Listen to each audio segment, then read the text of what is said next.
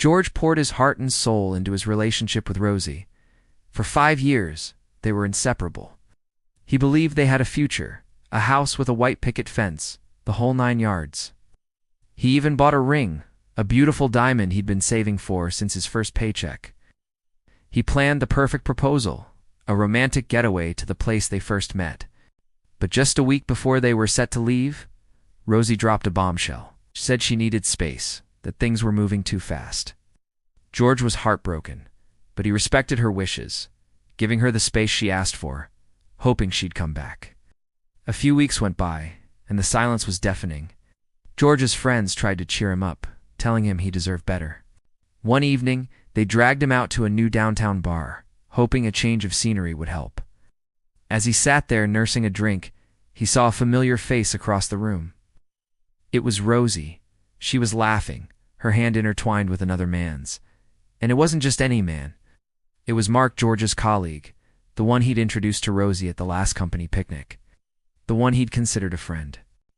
The puzzle pieces clicked into place. The late nights working, the sudden need for space. It was all a lie. A wave of anger, hotter than anything he'd ever felt, washed over him. Dud. But instead of making a scene, a different idea sparked in his mind. Revenge is a dish best served cold, and George was about to prepare a feast. He knew something about Mark that nobody else at their competitive tech firm did. Mark had been taking credit for George's code, subtly tweaking his projects and presenting them as his own. The next Monday, George walked into the office with a newfound determination. He spent the week meticulously gathering evidence, documenting every line of code Mark had stolen, every project he'd claimed as his own.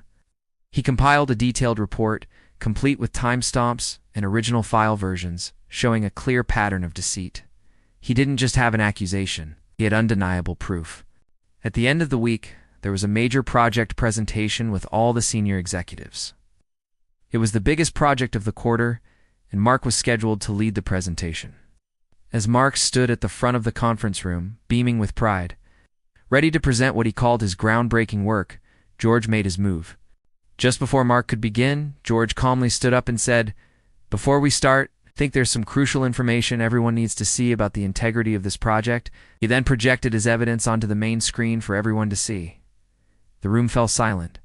The data was irrefutable. Mark's face turned from confident to ghostly white.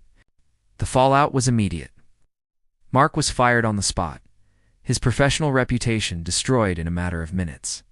Later that day, George received a flurry of frantic texts from Rosie, a mix of apologies and accusations.